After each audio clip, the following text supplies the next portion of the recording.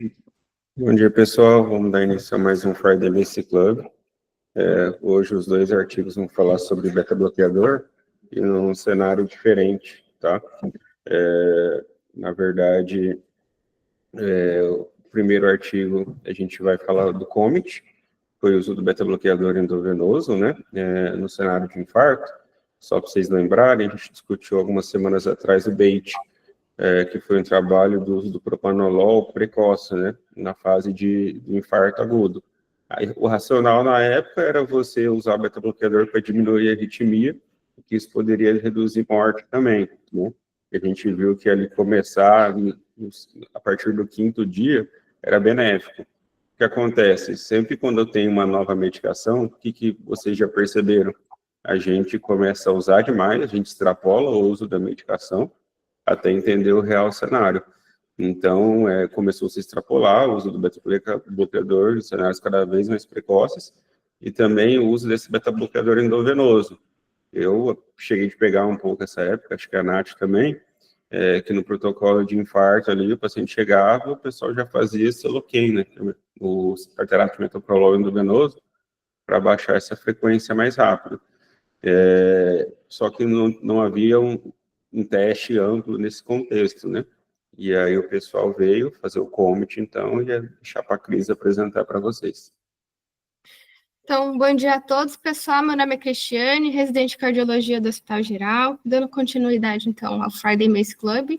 Hoje vamos falar sobre o estudo COMET, um estudo publicado no The Lancet, em 2005, que avaliou o uso do metoprolol intravenoso precoce, seguido de oral, em mais de 45 mil pacientes com infarto agudo do miocárdio. Como introdução, o artigo traz, né, que sabe-se que o uso do beta-bloqueador ele é indicado em casos de certas arritmias, prevenção secundária após síndrome coronariana aguda e insuficiência cardíaca. Porém, os estudos que mostram eficácia e segurança no infarto envolveram pacientes de baixo risco e ocorreram antes do uso rotineiro de fibrinolíticos e antiplaquetários. Então, ainda havia uma certa incerteza sobre o uso precoce do beta-bloqueador junto às terapias atuais. E alguns ensaios sugerem que essa abordagem pode reduzir a morte precoce, possivelmente por prevenir arritmias, né? Como o Dr. Genin já tinha falado. Então, esse estudo, ele veio com o objetivo de avaliar risco e benefício do metoprolol endovenoso precoce, seguido de oral, em pacientes com infarto agudo do miocárdio. Como metodologia, ele foi um ensaio clínico randomizado, duplo cego e controlado por placebo, realizado entre agosto de 99 a fevereiro de 2005. Teve um N de 45.852 pacientes em 1.250 hospitais chineses. Foram incluídos desse estudo pacientes com suspeita de infarto agudo do miocárdio, com um eletro evidenciando supra ou depressão de ST, ou um bloqueio de ramo esquerdo, junto nas primeiras 24 horas de sintoma. E foram excluídos pacientes que foram encaminhados para angioplastia, porque obrigatoriamente eles iam usar a S-clopidogrel, e pacientes com alto risco de efeito adverso, que era hipotensão persistente, bradicardia, algum bloqueio atrioventricular ou choque cardiogênico. E é importante lembrar que, nesse estudo, pacientes com KILIP 2 ou 3 não foram excluídos. Passou. Cada paciente ele recebia um kit lacrado com 3 ampolas de metoprolol ou placebo, comprimido de metoprolol ou placebo para 4 semanas e comprimidos de AS e clopidogrel ou placebo para 4 semanas. Então, na intervenção, a primeira ampola era usada, que seria de metoprolol de 5 mg ou placebo, e após 2 a 3 minutos, se essa frequência cardíaca estivesse acima de 50 e a pressão arterial sistólica acima de 90, você usaria a segunda ampola. Da mesma forma, a terceira ampola. Caso contrário, a segunda ampola e a terceira ampola poderiam ser evitadas. 15 minutos após essa dose EV, era usado comprimido de metoprolol de 50 mg ou placebo de 6 em 6 horas, no dia 0 e no dia 1. A partir do segundo dia, seria metoprolol de 200 mg ou placebo, uma vez ao dia, por 4 semanas, ou até alta hospitalar ou óbito de paciente, seria o que acontecesse primeiro. Como desfecho primário, foi avaliado morte, reinfarto e parada cardíaca como desfecho composto, ou morte por qualquer causa. Desfecho secundário seria reinfarto, fibrilação ventricular ou outras causas de parada cardíaca e choque cardiogênico. A análise estatística obedeceu o princípio de intenção de tratar, ou seja, todos os pacientes foram avaliados no grupo para qual eles foram randomizados, independente de terem completado o tratamento ou confirmado o diagnóstico de infarto. Aqui a gente vai avaliar as características dos pacientes. A gente já vê que ela foi equilibrada entre os grupos, né? Teve uma idade da maioria de abaixo de 60 anos, 28% eram mulheres, o tempo médio de início de sintomas menor que 6 horas, 87% dos eletros inicialmente eles tinham uma elevação do segmento ST, a frequência cardíaca ficou em torno de 70 e 89, e a pressão arterial sistólica de 120 a 139, como foi a maioria. E a maioria dos pacientes em KILIP-1, 75% dos pacientes. 43% dos pacientes já possuíam o diagnóstico de hipertensão prévio, e essa amostra foi equilibrada entre os dois grupos com essas mesmas características. Aqui a gente já começa a ver os resultados. Esse gráfico ele vai comparar o metoprolol com o placebo no risco de morte, reinfarto e parada cardíaca. Em vermelho é o grupo placebo, em azul o grupo metoprolol. No grupo metoprolol, 9,4% dos pacientes tiveram um evento, contra 9,9% no grupo placebo. Ele representa uma redução de risco de 4%, mas sem significância estatística. Ele tem um PL de 0,1. Aqui nessa segunda figura, a gente vê a proporção de óbito nos dois grupos antes da alta hospitalar. As curvas, ela praticamente se sobrepõem.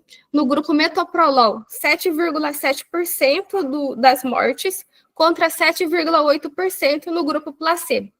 Teve uma redução pequena de risco de 1% e sem significância também. Teve um P de 0,7. Aqui, a gente consegue analisar separadamente cada desfecho, né? Nessa primeira parte aqui, fala sobre o desfecho primário, que a gente já analisou no slide anterior. E com relação à causa de morte, o grupo metoprolol reduziu a mortalidade por arritmia, 1,7% no grupo metoprolol contra 2,2% de eventos no grupo placebo. Teve uma diferença absoluta de 4,8 por mil e um P de 0,002. E aumentou a morte por choque, 2,2% no grupo metoprolol contra 1,7% do grupo placebo. Uma diferença absoluta de 4,9 por mil com um P significativo. Reduziu o risco de reinfarto por qualquer reinfarto, teve 2% no grupo metoprolol contra 2,5% do grupo placebo, com um P de 0,001. O fatal não teve diferença e o não fatal evidenciou uma redução significativa, né? E ele também reduziu o risco de fibrilação ventricular. 2,5 pacientes do grupo placebo tiveram esse evento, do grupo metoprolol tiveram um evento, contra 3% do grupo placebo, com um P significativo também. E uma diferença absoluta de 5,1 para mil. Porém, ele não teve efeito aparente sobre outras causas de parada cardíaca. O risco de choque cardiogênico foi maior com o grupo metoprolol, 5%, contra 3,9% do placebo, com um P menor que 0,001. E ele teve uma diferença em mortalidade associada, né? Ali a gente vê o P de 0,0006. Aqui, a gente avalia outros eventos clínicos durante o estudo, né? Ele mostra que o metoprolol está associado a um aumento significativo de insuficiência cardíaca, 14,1% no metoprolol contra 12,7% do grupo placebo, com um P significativo, mas não teve impacto na mortalidade, teve um P de 0,27 no óbito por IC. A presença de hipotensão foi o dobro no grupo metoprolol, de 6%, contra 2,9% no grupo placebo, com P significativo. Teve um aumento significativo, tanto com necessidade ou não de inotrópico. A bradicardia, ela também teve um aumento significativo, sendo 5,4% no grupo metoprolol e 2,2% no grupo placebo, com P de 0,0001. Outros eventos que foram analisados, como AVC, ruptura miocárdica, embolia pulmonar e sangramento não cerebral, não tiveram diferença significativa entre os grupos. Já bloqueios de condução, eventos respiratórios como broncoespasmo, ocorreram com maior significância no grupo metoprolol. Aqui, a gente vai avaliar os eventos associados conforme o tempo, desde a randomização, do dia 0, dia 1 e do dia 2 em diante. Com relação à mortalidade, não houve diferença nos grupos em nenhum período. Teve um P-Fortrend ali de 0,77 e o intervalo de confiança cruzando o 0. Em questão de reinfarto, houve redução no grupo metoprolol de maneira significativa apenas a partir do dia 2, que foi 1,1% do grupo metoprolol contra 1,5% do grupo placebo, com odds ratio de 0,76 e intervalo de confiança ali de 0,64 a 0,89. O mesmo acontece com a fibrilação ventricular do dia 0 e do dia 1, não tem diferença significativa, mas do dia 2 em diante, a redução significativa, com 1,3% do grupo metoprolol e 1,6% do grupo placebo. Odds ratio de 0,8 e intervalo de confiança de 0,68 a 0,93. E quando analisado outras causas de parada cardíaca, não houve benefício consistente em nenhum período. Inclusive, no dia 1, teve até um aumento no grupo metoprolol, com odds de 1,28 e o intervalo ali acima de 1,01, indo para 1,64. O choque cardiogênico está associado a aumento claro de risco nos primeiros 2 dias, mas não após esse período. No dia 0, ele teve 2,1% no metoprolol contra 1,4% no grupo placebo, o odds de 1,51 e o intervalo de confiança sem cruzar o 0. O dia 1, ele teve 1,2% versus 0,9% no placebo, com odds de 1,36 e intervalo 1,13 a 1,62. Quando foi avaliado qualquer evento desses que foram analisados nessa tabela, como forma composta de forma total, ele chegou à conclusão que teve um aumento dos eventos no dia 0, o dia 1 não teve diferença, e o dia 2 em diante teve redução dos eventos, com odds de 0,91, intervalo de confiança de 0,84 a 0,99. Mas sem diferença global no desfecho composto, com odds de 1,02, e intervalo de confiança de 0,96 e 1,08. Como discussão, o estudo envolveu um número grande de pacientes e ele mostrou que o tratamento precoce com metoprolol não reduziu de forma significativa a mortalidade hospitalar. Porém, ele reduziu o risco de reinfarto e fibrilação ventricular, mas são benefícios que surgem de forma gradual, principalmente após o 2º dia. O lado negativo é o aumento no risco de choque, principalmente em pacientes instáveis.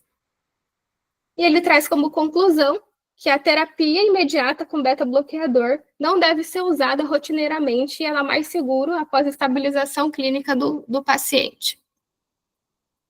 Esse aqui é o checklist de avaliação do COMET. Então, o desfecho primário, ele foi randomizada, todos os pacientes foram contados e atribuídos à conclusão, segmento completo, e a análise seguiu o princípio de intenção de tratar.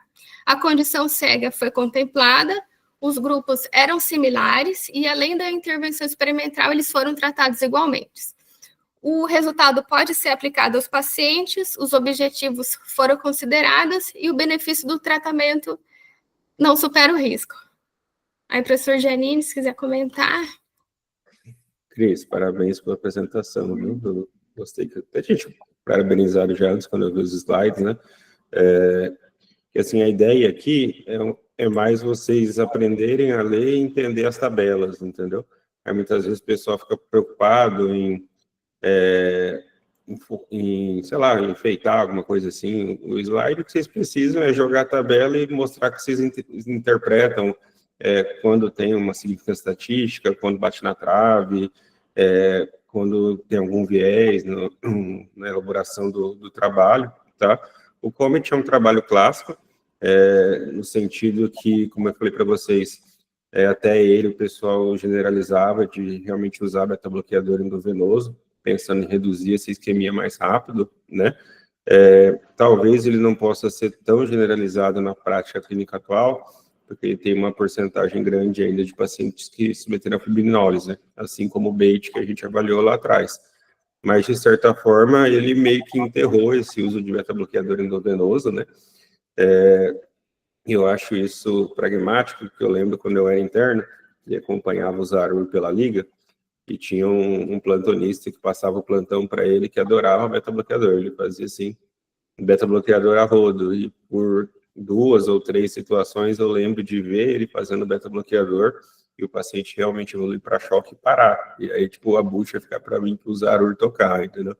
E não sei como ele é hoje com vocês, mas desde aquela época comigo, ele realmente botou medo. Falou, ó, não é para fazer beta-bloqueador em que você não conhece a fração de injeção ou que tem sinal de congestão, né? Então, é uma mensagem que ficou bem enfática para mim. Eu acho que, de certa forma, o trabalho foi um trabalho meio kamikaze, assim, no sentido de pegar uma população muito grande e tuchar uma dose alta em intervalo curto de período de beta-bloqueador, né? Pode ser que, talvez, ali num cenário de um paciente que chega em CLIP 1, bastante taquicárdico, bastante hipertenso, existe um potencial benefício do uso do beta-bloqueador, mas é um cenário que, na verdade, não foi testado e não tem como ser extrapolado, né? Acho que a mensagem prática que fica é que é do que a gente sempre fala. O beta-bloqueador começar a via oral, naquele cenário ali de 24, 48 horas, o paciente esteja estável, sem sinal de choque, sem sinal de congestão. Nath, você quer comentar alguma coisa? Você também viveu essas experiências com beta-bloqueador endovenoso? Vivi e ainda vivo, né? Porque acho que nem você, eu também ando nos confins da terra aí de Cuiabá, né? E tem algumas condutas que eram muito disseminadas anteriormente, não, e depois a gente, até pelo esse estudo também que ele é clássico, né? Ele mostra na vida real o quão é maléfico você usar um beta-bloqueador endovenoso em paciente agudo na emergência que você não tem. E aí as pessoas, às vezes, elas confundem um pouco, né, do que a gente fala do protocolo de tratamento do infarto, e acaba fazendo a receita de bolo. E dentro dessa receita de bolo, esse beta-bloqueador precoce, para liberar a prescrição, às vezes é muito danoso. E hoje tem que se enfatizar mesmo, igual o Zarur colocou esse medo, eu acho que a gente realmente tem que colocar um medo de falar, olha, não, o beta-bloqueador não é a hora 1 do paciente infartado, né, no contexto, mas ele é para ser pensado num contexto aí de 24, 48 horas sem problema nenhum. E hoje, às vezes, eles têm colocado, né, aí no geral eu acho que é um time um pouco diferente, mas em alguns lugares eu vejo que eles têm colocado de forma muito precoce, aí outros eles colocam esquecem de colocar, então tá meio que ainda parece mais do mesmo falar de beta-bloqueador, mas está muito atual, porque isso não é um senso comum na maioria dos plantonistas, às vezes, que atendem cenário de infarto, né? Então, eu acho que é super pertinente a gente ainda disseminar qual o momento do beta-bloqueador nos cenários de infarto.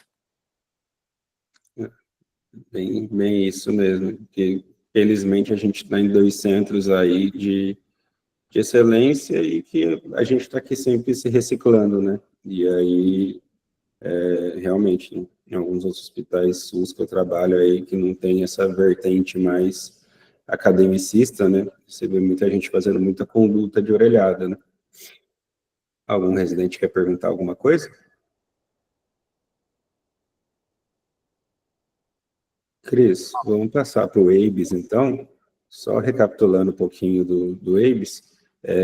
Recentemente, acho que no mesmo dia que a gente discutiu o BAIT, né, que foi do propanolol, nessa fase precoce, nesses 5 dias, né, a gente discutiu um Reduce-MI também. Só para recapitular para vocês, no Reduce-MI, ele foi um trabalho que foi soltado no mesmo dia também, no Congresso 2024 do ESC, e à primeira vista, eles parecem trabalhos que são divergentes, um contradizendo o outro, mas no meu ponto de vista, eles são trabalhos que, na verdade, se completam, mostram cenários diferentes. Só para vocês lembrarem, no Reduce-MI, eles pegaram pacientes com fração de ejeção acima de 50% e que tiveram infarto com tempo porta-balão curto e que não ficaram com disfunção, ou seja, segmentar ou global. E eram pacientes que não tinham indicação de usar beta-bloqueador, tipo assim, a gente já discutiu, não tinha disfunção, não tinha angina refratária e nem arritmia, né, que seria o contexto aí melhor do uso do beta-bloqueador.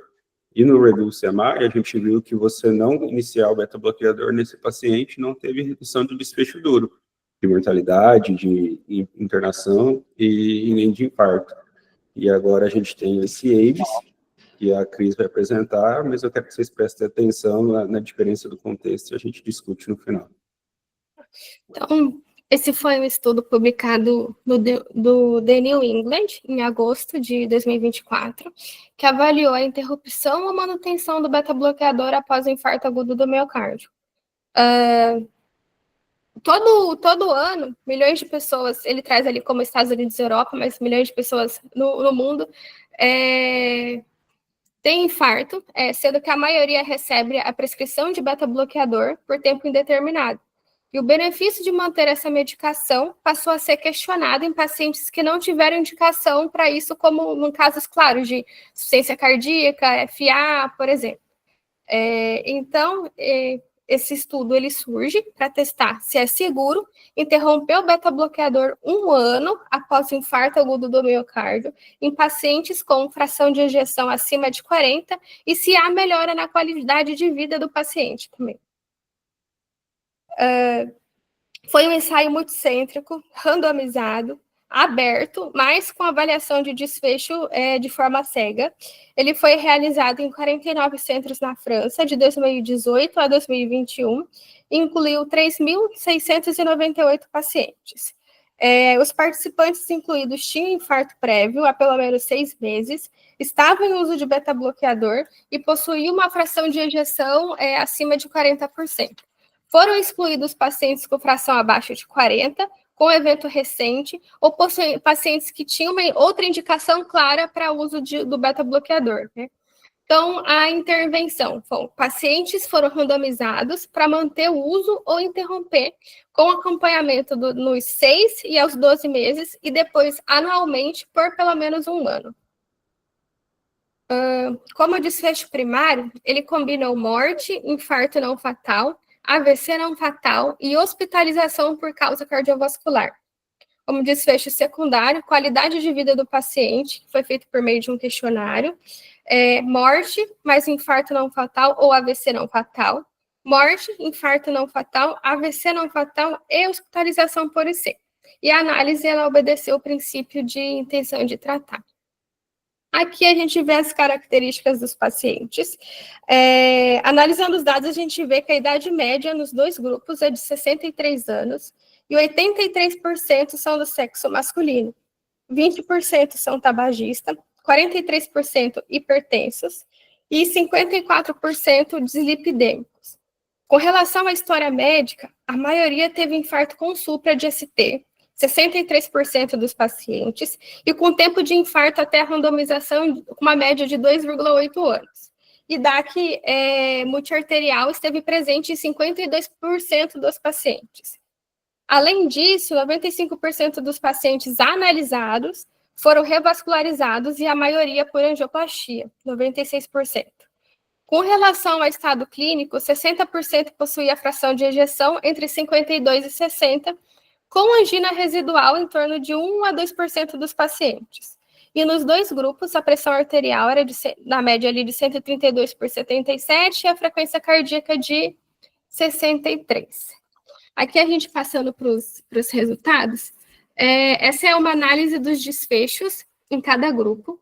Com relação ao desfecho primário, 23,8% dos pacientes que pararam beta-bloqueador apresentaram o evento, contra 21,1% dos que continuaram. Isso teve uma diferença de risco de 2,8% e intervalo de confiança que inclui o zero, né? Com relação a óbito, apresentou diferença de risco de 0,1 com IC, com intervalo de confiança que cruza zero e sem evidência de dano ou benefício claro.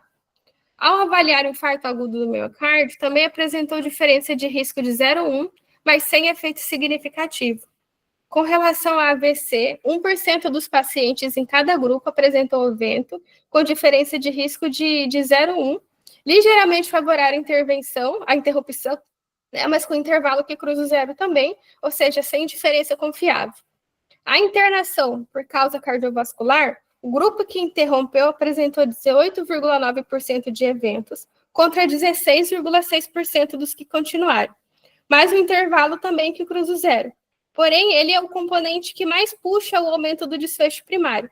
Ou seja, nenhum desfecho isolado há diferença significativa, e no desfecho primário, a interrupção tem diferença de risco positivo, intervalo que ultrapassa a margem de não inferioridade, né? Não foi possível afirmar que interromper é não inferior a continuar. Basicamente, isso, essa análise. Aqui, essa tabela, ela nos mostra que os resultados com relação ao tipo de desfecho, né? Com relação ao desfecho primário, que a gente acabou de avaliar no slide, e partindo já para o secundário, a gente vê que o composto de morte, infarto e AVC teve um resultado parecido nos dois grupos. 7,2% de eventos nos que interromperam, contra 6,8% nos que continuaram o uso, uma diferença de risco de 0,4 e intervalo que cruza o zero. O composto de morte, infarto, AVC e hospitalização por IC teve diferença de risco de 0,8, mas sem diferença significativa, e o intervalo também cruza o zero. Ao avaliar a mortalidade isolada, ela é semelhante nos dois grupos, ali 4,1 contra 4 no grupo que continuou, sendo que a causa não cardiovascular foi a maioria, né? No quesito de infarto, a diferença entre os grupos foi pequena e prevaleceu o do tipo 1. Foram 36 pacientes do grupo que interrompeu e 32 pacientes do grupo que manteve o uso. No AVC, 1% dos pacientes em cada grupo que teve evento, a maioria do tipo isquêmico.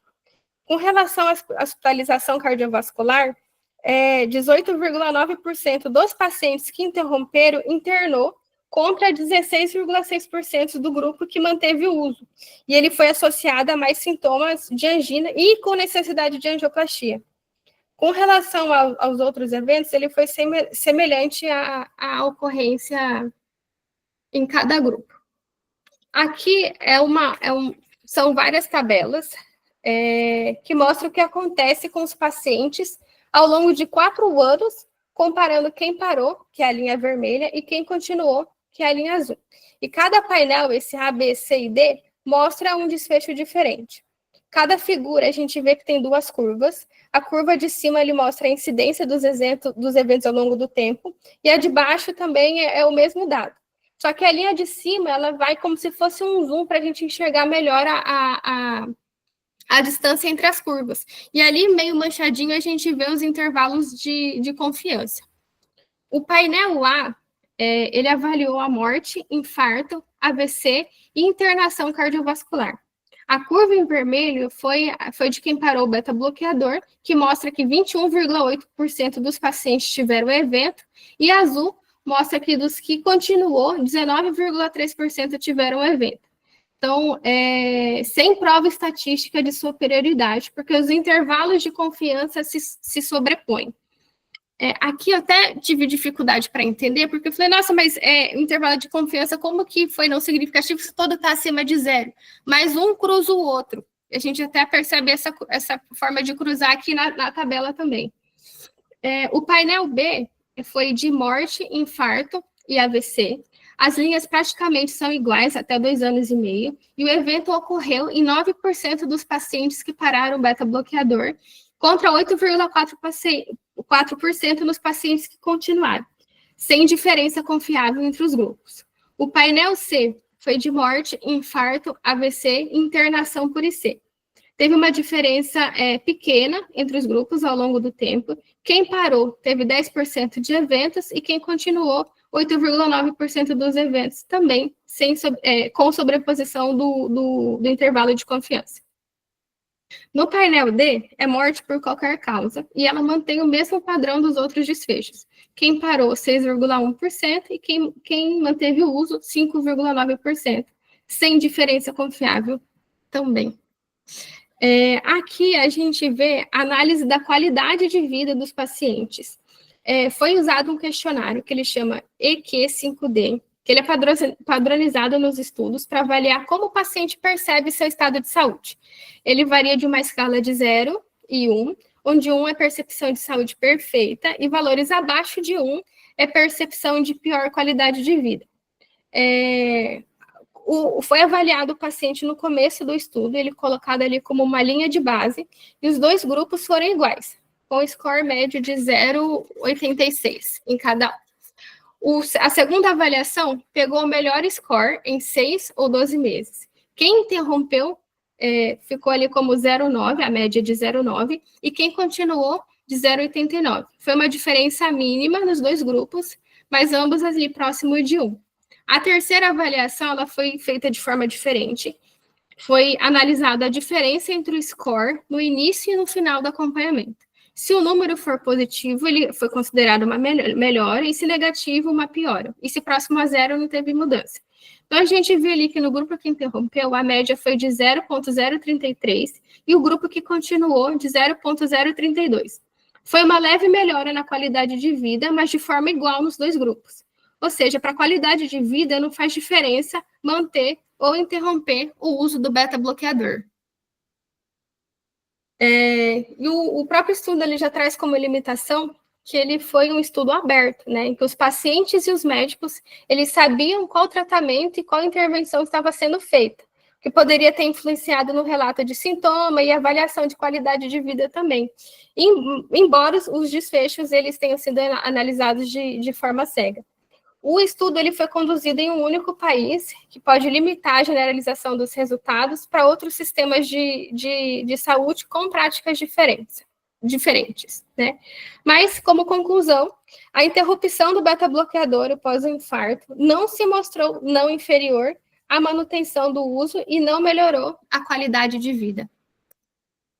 Então, foi um tratamento que foi randomizado, todos os pacientes admitidos foram adequadamente contados e atribuídos à conclusão, segmento completo e seguiu o princípio de intenção de tratar. Não foi uma condição cega, os grupos comparados, eles eram similares, e ficou ali meio incerto se a intervenção os grupos foram tratados igualmente, porque muitos pacientes usavam beta-bloqueador como um único antipertensivo, né? Que pode ter sido feito ajuste na medicação ou adição de outras medicações para isso. Os resultados podem ser aplicados para os pacientes e os objetivos relevantes foram considerados e ficou ali também incerto o benefício do tratamento, superando o risco e o custo. Parabéns pela apresentação, Cris. Obrigada. Então, só voltando nessa discussão, né? Assim, não sei se vocês lembram no ano passado, mas o próprio Cardio Papers, os sites que cobrem 12 News, o Tudo da Card, né? Ficou essa coisa meio antagônica, né? Tipo, o Ebis falou que se eu parar é pior, e o Reduce Maia falou que eu posso parar com segurança, qual que tá certo, qual que tá errado, mas só para reforçar, no meu entendimento, eles são coisas diferentes que se complementam, tá? Então, eu falei, no Reduce Maia, eram pacientes com fração de ejeção acima de 50%, que não tinham função segmentar ou global, e não usavam esse beta-bloqueador como antipertensivo ou nada nesse sentido, né?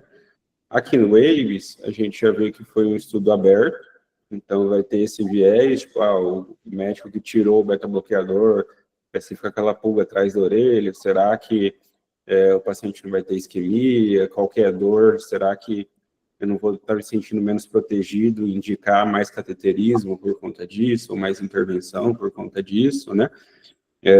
Mas um ponto que eu acho importante ressaltar no desenho desse estudo, além do fato dele ser aberto, é que se você pegar lá a tabela 1, a gente tinha 23%, se não me engano, de pacientes com fração de ejeção levemente reduzida, né?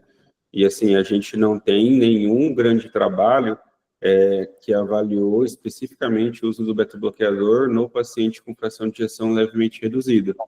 Mas a gente tem uma meta-análise que pega os principais trabalhos, né? Então, o Copérnicus com carvedilol, o Merit com metoprolol, o CIBS com o bisoprolol e os Seniors com o nebivolol, e extrai desses grandes trabalhos clássicos só os pacientes com fração de ejeção levemente reduzida, e, assim, existe uma tendência à redução de mortalidade, de você entrar com beta-bloqueador nele, e existe uma redução de internação, de melhora de qualidade, melhora de classe funcional, de você associar o beta-bloqueador. Então, na verdade, a gente tem ali pelo menos 23% da população do estudo que eu não suspenderia beta-bloqueador, que eu vejo uma clara indicação de você usar beta-bloqueador, né? E, justo contraposto a isso, né, a gente teve, aí, como vocês viram, um aumento no número de angina, só que quando a gente avalia desfecho MACE, né, desfecho duro, o resultado do trabalho é o mesmo do Reduce-MI, né? Na verdade, não reduziu o desfecho duro. A Cris mostrou excelente, de forma excelente, né? A gente teve uma redução justamente por idas ao pronto atendimento. Você vê que teve até um aumento de morte por outras causas que não cardíacas, né, que aí eu acredito que seja por conta da pandemia do Covid, mas foi igual nos dois grupos, né? Mas, assim, o trabalho, a gente até procurou, né, Cris, depois no apêndice, ele não colocou de maneira pragmática, assim, eu vou suspender o beta-bloqueador, mas às vezes o cara usava um carvedilol, ele tinha uma PA de 14/8. E aí, eu vou deixar um bloqueador de canal de cálcio no lugar, vou deixar um IECA, então não ficou bem estabelecido quanto isso, como isso foi realizado. A gente tem uma subanálise depois do ABES, que eu já até mandei no grupo também, que ele fala que, assim, a diferença de pressão do grupo controle, do grupo que interrompeu o grupo controle, era coisa de 5 milímetros de mercúrio na sistólica. Então, será que também essa população não estava subrepresentada no sentido de angina? Será que eles podiam ter parado mesmo a medicação, que ele não tinha uma angina residual? Então, assim, não falou se tinha teste ergométrico alterado, sentido alterado, ressonância alterada, né? Mas, assim, você vê que teve 12%, 15% de pacientes que procuraram o hospital por angina, sendo que 98% estavam totalmente revascularizados, né? Tinha 1% só de paciente com angina. Então, assim, são minhas críticas aos estudos. Eu acho que eles não se contradizem, como eu falei, no paciente que tem uma fração de ejeção preservada, não tem outra indicação de usar beta-bloqueador.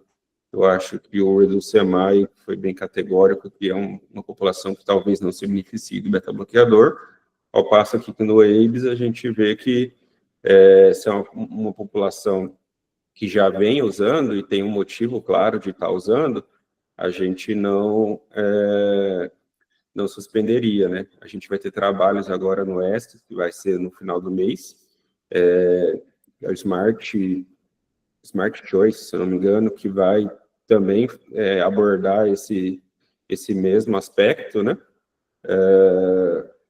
Mas acho que a conclusão é mais por isso. Não sei o que a Nath pensa, como que ela vê os dois trabalhos também. Peraí. Então, esse trabalho eu achei interessante, porque eu não esperava esse resultado, que o fato do paciente, sei lá, parar o beta-bloqueador, ele, principalmente no quesito melhora da qualidade de vida. Tá certo que o beta-bloqueador tem como essa questão da fadiga e tal, mas eu na vida real não vejo isso, e eu achava que se tirasse, pioraria a qualidade de vida, teria mais pacientes com mais sintomático, angina, enfim. E esse fato dele estar com a melhora na qualidade de vida com ou sem, até me acho que tem um pouco de viés aí em relação a o paciente não ser cegado em relação ao que ele está tomando, entendeu? Então, talvez isso também contribuiu aí para ele falar, porque quando o paciente está numa intervenção, ele tende a falar que tá tudo bem, né? Naquela intervenção, ele sempre Efeito fala que placebo, né? tá positivo, tá legal, eu tô bem. E Eu acho que esse efeito talvez, placebo foi bem, o nocebo, na verdade, foi bem avaliado nesse quesito, né? Como sabia que parou o beta-bloqueador, talvez a pessoa fica mais segura, procura mais pronto atendimento, talvez vai sim. valorizar mais aquela dor que o paciente tiver, às vezes, se ele tiver uma dorzinha ali que seja mais B para C, pelo fato de você estar sem beta, você talvez indique mais o cateterismo do que se o paciente tivesse com beta, né? Tem todos esses viés que tem que ser levantado. Um outro fato interessante, que acho que diferencia os trabalhos, enquanto no Reduce-MI, a gente pegava aquela fase aguda, né, os 5 primeiros dias, o paciente já saía de alta do hospital sem um beta-bloqueador. Aqui são pacientes que saíram de alta com beta-bloqueador, né, e o tempo para começar a entrar no estudo foi de 1 ano, ou seja, eles já estavam usando o beta-bloqueador há 1 ano, né. A gente sabe aí que desde o BATE, ficou aquele número marco lá de, o paciente teve infarto, você vai usar o beta-bloqueador por 2 anos. E depois de 2 anos, tipo assim, nenhuma diretriz é enfática, você vai falar se você suspende, se você continua, via de regra, a maioria dos pacientes acabam continuando, mas a gente não tinha resposta para isso. Eu vi que o Daniel entrou também, você quer acrescentar alguma coisa, Daniel, sobre beta-bloqueador? Bom dia, Janine, Natália, a Cristiane, a todos. Cara, eu acabei de entrar, tô meio perdido no assunto ainda, mas eu tô observando vocês aqui. Eu acho que o beta-block, a última informação que eu me recordo é que nos últimos 1 ou 2 anos, vocês me corrijam se eu estiver errado, mudou classe de indicação, né? Antigamente era todo esquema que usava beta-blocks, era um manta sagrado, assim como a essa estatina, por exemplo, a gente está vendo isso cair por terra. Então, eu acho que esse questionamento. Até pergunto aí, para não tomar o tempo de vocês ser repetitivo, talvez até já tenho falado isso nas aulas, mas o que está qual a recomendação atual de beta-block? Eu entrei por último agora, desculpa se eu estiver perguntando algo que já foi falado. Era basicamente isso que a gente estava falando mesmo, né, que o beta-bloqueador é uma ótima medicação e ele vai ter contexto bem indicado, né. A diferença que eu falei ali é que se o paciente tem uma fração de ejeção levemente reduzida, ao nosso ver, ele tem uma indicação de usar o beta-bloqueador, né, o passo que nesse estudo ele descontinuou nessa população, que representa 23% do estudo, né. Mas, assim... Mesmo abaixo de 40%. Oi? Mesmo com fração de ejeção abaixo de 40%. Não, o estudo pegou pacientes com fração de ejeção acima de 40. Mas... só os de 40, perfeito. E a recomendação ainda caiu essa recomendação de usar beta-block para toda miocardiopatia isquêmica ou para todo coronariopata, né? Antes era classe 1, ou falando besteira. Na verdade, você vai indicar se o paciente tiver sintomas, né? Ou tiver disfunção. No assintomático, a gente pode retirar o beta-block. Depois de 1 ano, ainda, assim, é discutível mais isso, né, Janine? Até 1 ano, eu assim, sei que mudou isso. Antigamente era de eterno, o cara infartou ou tem coronariopatia, beta-block dele até a morte. Eu sei que recentemente isso mudou, né? Já começou a sair esses trabalhos mostrando que você pode tirar o beta-block, né? É o que a Nath está falando, ele depende primeiro da fração de injeção, né? Se a fração de injeção for reduzida a menor que 40%, a gente vai manter, mesmo que o paciente não tenha mais isquemia, né? Mas aí, quando a fração de injeção é preservada, e aí eu falo acima de 50%, né? Eles colocavam aí que você pode considerar manter por 1 ano e suspender após 1 ano, né? E aí essa recomendação, se eu não me engano, da diretriz europeia, que era um 2A, virou um 2B. Não chega a ser proibitivo, entendeu? Mas para você avaliar caso a caso, e não igual na nossa época, que a Natália falou, aquela receita de bolo, beta-bloqueador para todo mundo. Exatamente. Para todo mundo, é isso aí. Bacana, muito bom.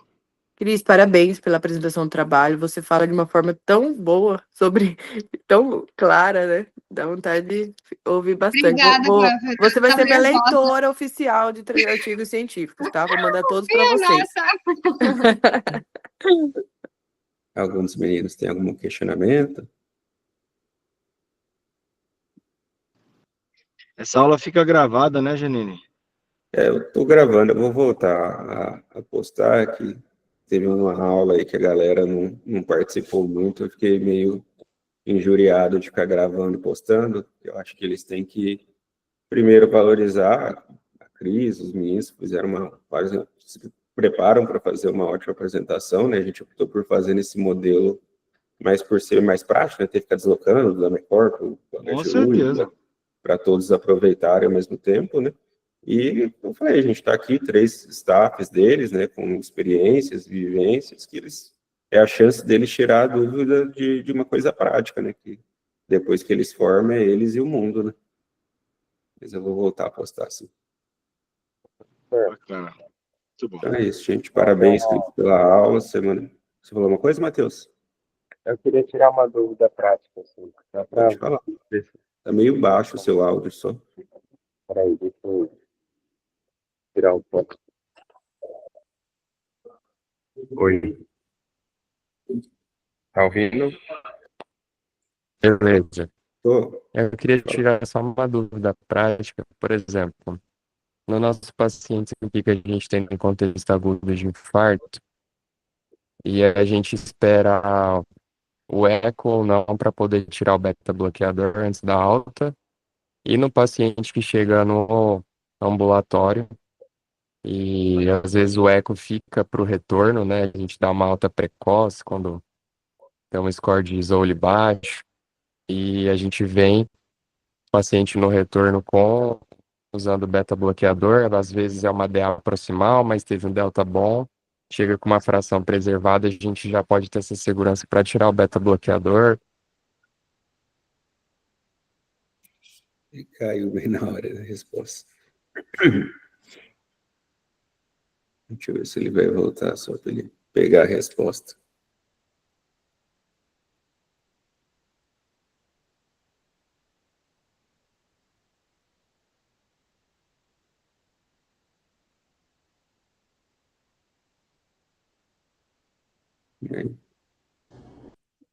Oi, eu caí, Mateus, desculpa. você cai.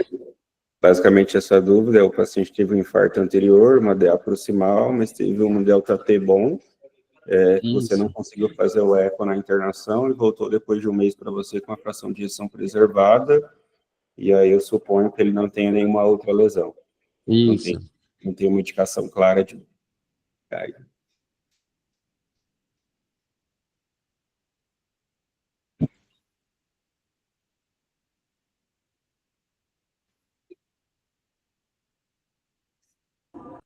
É isso mesmo, professor. É isso mesmo.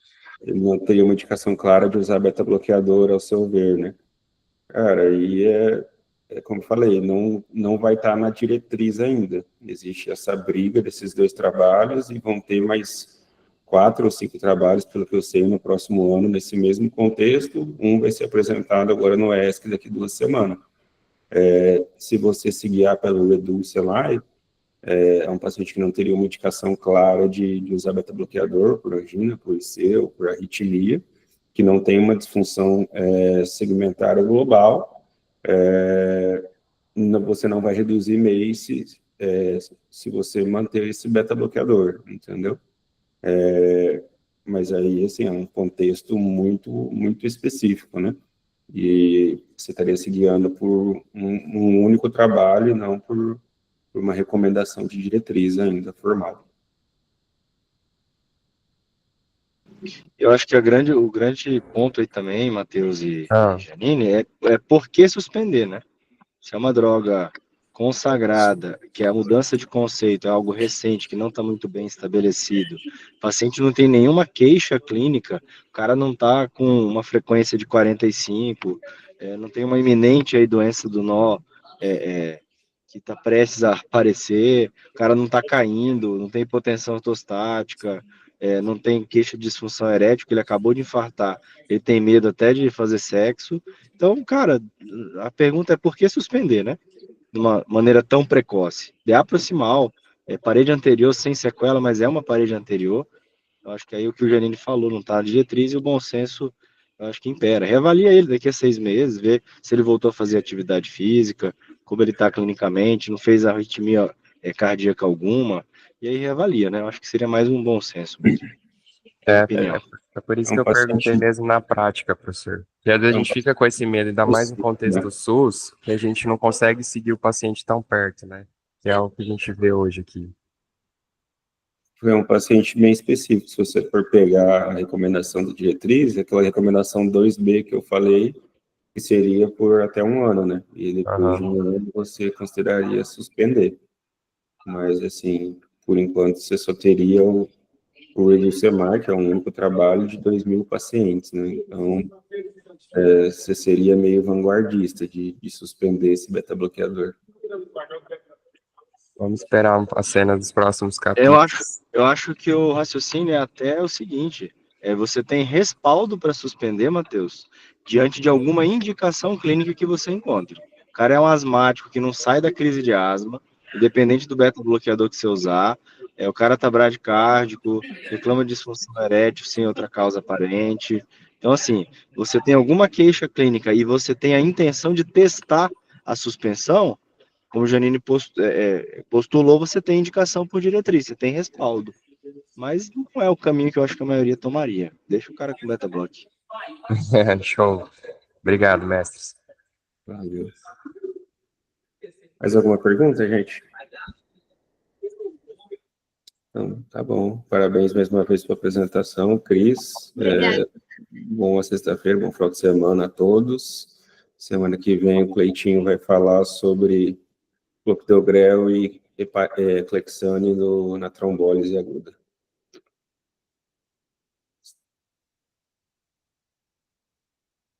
Beleza, professor. Valeu.